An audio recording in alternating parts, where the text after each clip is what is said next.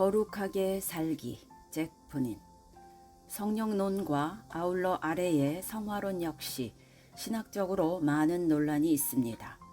우리나라는 개혁주의적 성화론, 사람은 절대 완전할 수 없으며 믿음으로 성화된다가 대세입니다.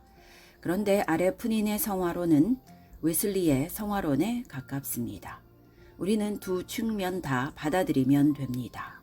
성경에 두 측면 다 나오니까요. 믿음으로 거룩함을 얻은 성도가 그 후로 성화의 삶을 사는 것입니다. 예수님은 겟세마네 동산에서 기도하실 때 동행한 세 제자들에게 마음은 원하더라도 육신이 약하니 시험에 들지 않게 깨어 기도하라고 지시하셨습니다. 그렇습니다. 가만히 있는다고 성화되지 않습니다. 물론 성령님이 우리를 성화의 길로 인도하시지만 그 인도에 순종해서 자기도 깨어 기도해야 하고 죄를 이기려는 결단이 있어야 하는 것입니다. 예수님 자신도 겟세마네 동산에서 간절히 기도하신 후에 비로소 십자가를 지시는 하나님의 뜻에 순종하실 수 있었습니다. 하나님의 아들이라서 가만히 있어도 성화되고 하나님의 뜻대로 다 된 것은 아닙니다. 죄의 유혹을 이길 때 그의 거룩함이 증명됩니다. 하나님은 빛이고 사랑이십니다. 그분은 가까이 가지 못할 빛 가운데 거하십니다. 이것은 다 하나님의 거룩하심을 나타냅니다. 그런데 하나님은 우리도 역시 부르셔서 거룩하라고 명하셨습니다. 사람의 거룩함은 오직 유혹을 통해서 그 유혹을 이길 때 증명되어집니다. 아담은 원래 죄가 없이 창조되었고 심지어 선과 악이 무엇인지도 몰랐습니다. 하나님은 그가 거룩하기를 원하셨습니다.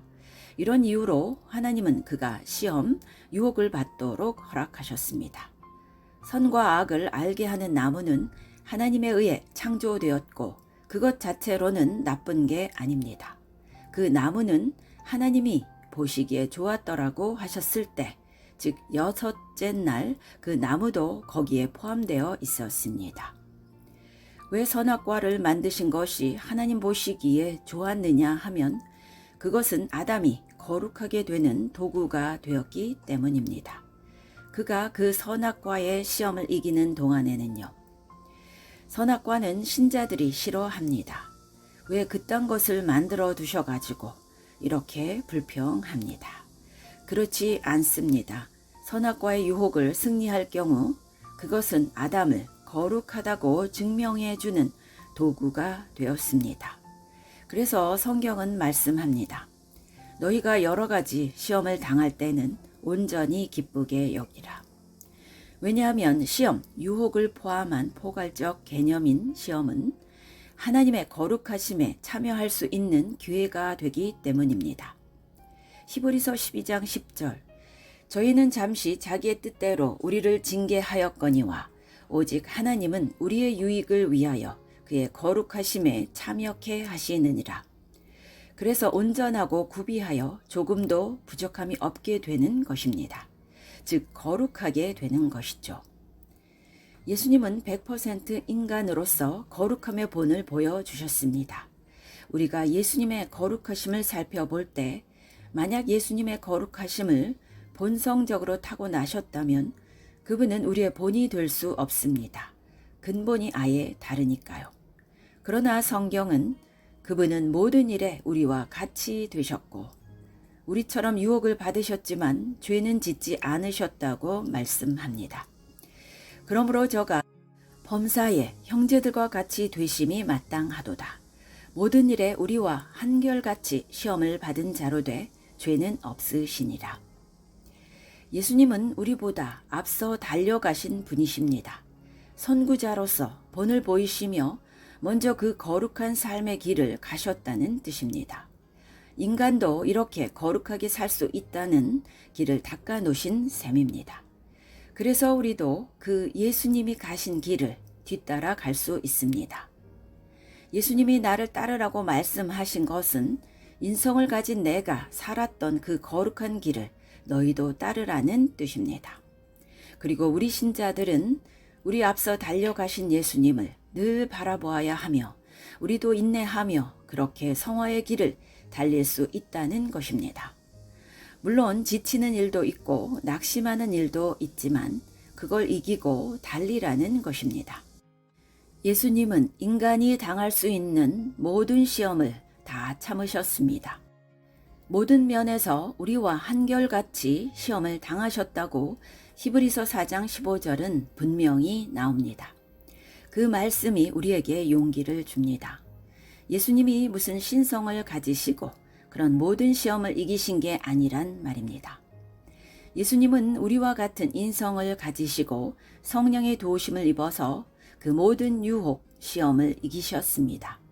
다시 말해 우리도 예수님처럼 그렇게 할 수 있다는 뜻입니다. 그러나 사탄은 항상 신자에게 이런 생각을 심어줍니다. 하나님의 계명은 다 지키기에 너무 무겁고 그걸 다 순종하기는 불가능하다. 예수님은 이 땅에 오셔서 그런 생각은 사탄이 심어준 거짓말이다는 것을 드러내 보여주셨습니다.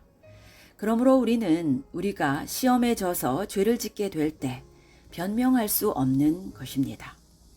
그러므로 오늘날 우리는 거룩함과 성화의 삶에 대해 좀 더 높은 기준을 가져야 합니다. 그것은 성경 말씀이 요구하는 바입니다. 또 그렇게 온전히 순종하며 살 수 있다는 전제를 가지고 나아가야 합니다. 나는 연약해서 반드시 실패할 수밖에 없어. 이런 전제를 가지고 나아가면 실패할 수밖에 없을 것입니다. 이런 분들은 히브리서 4장 15절을 요절로 암송하시면 좋겠습니다. 우리에게 있는 대제사장은 우리의 연약함을 치열하지 아니하는 자가 아니요 모든 일에 우리와 한결같이 시험을 받은 자로 돼 죄는 없으시니라. 그래서 사도 요한도 이렇게 권면했습니다. 저 안에 거한다 하는 자는 그의 행하시는 대로 자기도 행할지니라. 성경은 예수님을 우리의 모델로 제시합니다. 베드로전서 4장 1절 그리스도께서 이미 육체의 고난을 받으셨으니 너희도 같은 마음으로 갑옷을 삼으라. 이는 육체의 고난을 받은 자가 죄를 그쳤음이니 그 후로는 다시 사람의 정욕을 쫓지 않고 오직 하나님의 뜻을 쫓아 육체의 남은 때를 살게 하려 함이라. 위 구절에서 예수님이 육체의 고난을 받으셨다는 뜻은 육체를 가진 인간으로서 여러 시험과 유혹을 받아서 괴로우셨다라는 뜻입니다. 그러나 예수님은 죽기까지 복종하셨습니다. 우리도 그렇게 하는 것이 좋습니다. 순종할 때 당하는 고난이 나중에 불순종해서 당하는 징계보다 훨씬 더 쉽습니다. 그리고 순종하고 나면 하나님의 거룩함과 영광에 참여하는 기쁨도 맛보게 됩니다. 죄의 유혹이 왔을 때 순종하는 것이 100번 낫습니다. 모든 죄의 근본적 속성은 자기 자신의 뜻대로 행하는 것입니다. 반대로 거룩함의 근본적 속성은 자기 뜻을 버리고 아버지의 뜻대로 행하는 삶입니다. 바로 예수님이 그렇게 사셨습니다. 요한복음 5장 30절 내가 아무것도 스스로 할 수 없노라 듣는 대로 심판하노니 나는 나의 원대로 하려 하지 않고 나를 보내신 이의 원대로 하려는 고로 내 심판은 의로우니라. 성도는 성령님의 인도 가운데 거룩한 삶을 살 수 있습니다. 예수님은 십자가를 지시기 전에 제자들에게 아주 중요한 말씀을 하셨는데 보혜사 성령님이 너희에게 오시면 너희도 예수님이 하신 일을 똑같이 할 수 있다고 하셨습니다. 요한복음 14장 12절 내가 진실로 진실로 너희에게 이르노니 나를 믿는 자는 나의 하는 일을 저도 할 것이요 또한 이보다 큰 것도 하리니 이는 내가 아버지께로 감이니라. 16절 내가 아버지께 구하겠으니 그가 또 다른 보혜사를 너희에게 주사 영원토록 너희와 함께 있게 하시리니. 위 말씀에서 예수님은 우리를 기적 행하는 자로 만드시려고 말씀하시는 것은 아닙니다. 우리를 거룩하게 만드시기 원하셔서 나의 하는 일을 저도 할 것이요 라고 말씀하신 것입니다. 예수님이 하신 일들 중에 가장 중요한 일 한 가지는 거룩하게 사시면서 인간들의 본을 보이신 일입니다. 똑같은 인성을 가지신 사람으로서 하나님의 뜻에 온전히 순종, 거룩할 수 있다는 본을 보이시고 우리도 그 삶을 본받아 살기를 원하신 것입니다. 예수님도 성령으로 그 삶을 살아내셨고 오늘 우리도 성령으로 충만해서 그 삶을 살아낼 수 있는 것입니다. 실제로 제자들이 오순절에 성령으로 충만케 되었을 때 그들도 예수님처럼 전적으로 아버지의 뜻에 순종하는 삶을 살았습니다. 제자들이 예수님과 함께 지낼 때 그들은 병자를 고치고 죽은 자를 일으키며 나병 환자를 깨끗게 하고 귀신을 쫓아내는 능력을 받았습니다.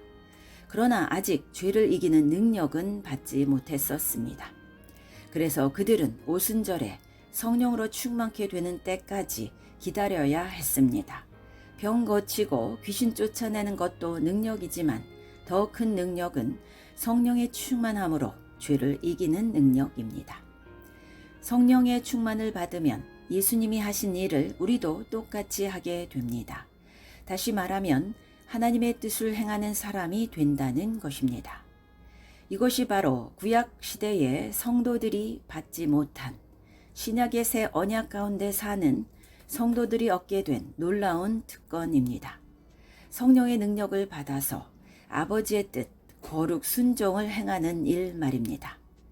로마서 8장 3절 율법이 육신으로 말미암아 연약하여 할 수 없는 그것을 하나님은 하시나니 곧 죄를 인하여 자기 아들을 죄 있는 육신의 모양으로 보내어 육신의 죄를 정하사 4절 육신을 쫓지 않고 그 영을 쫓아 행하는 우리에게 율법의 요구를 이루어지게 하려 하심이니라.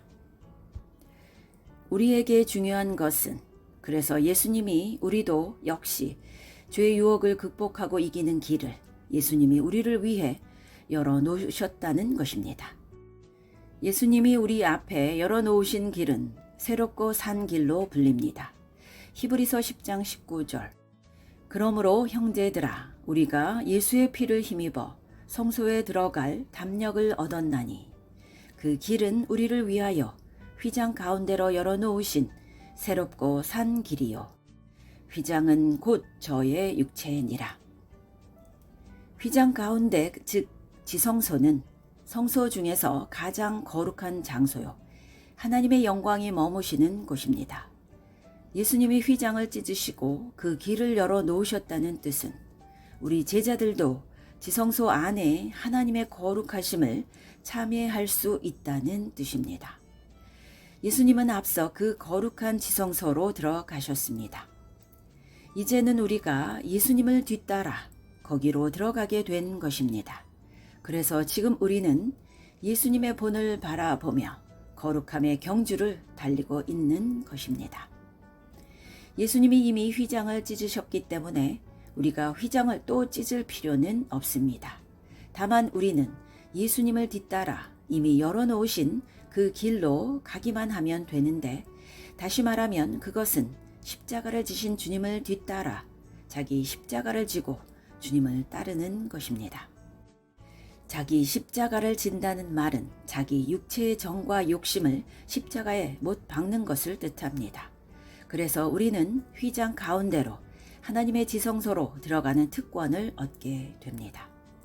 예수님도 자기 십자가를 묵묵히 지시는 모습을 통해서 그 자기 죽음을 통해서 하나님의 영광과 거룩하심이 잘 나타났었습니다. 우리도 마찬가지입니다. 우리도 예수 죽인 것 십자가를 우리 육체로 지고 갈 때 예수님의 생명이 그 거룩함의 영광이 또한 우리 육체에도 투영되어 나타나는 것입니다. 그렇게 살도록 내주하시는 성령님께서 우리를 인도해 가십니다. 즉 성령님은 예수님이나 우리나 십자가의 길로 인도해 가시는 것입니다. 그렇게 하면 할수록 우리는 하나님의 거룩하심에 참여하는 자가 되는 것입니다. 예수님도 십자가를 지심을 통해서 하나님의 거룩하심에 참여하셨고 우리 역시 그렇게 성화의 길을 가게 되는 것입니다.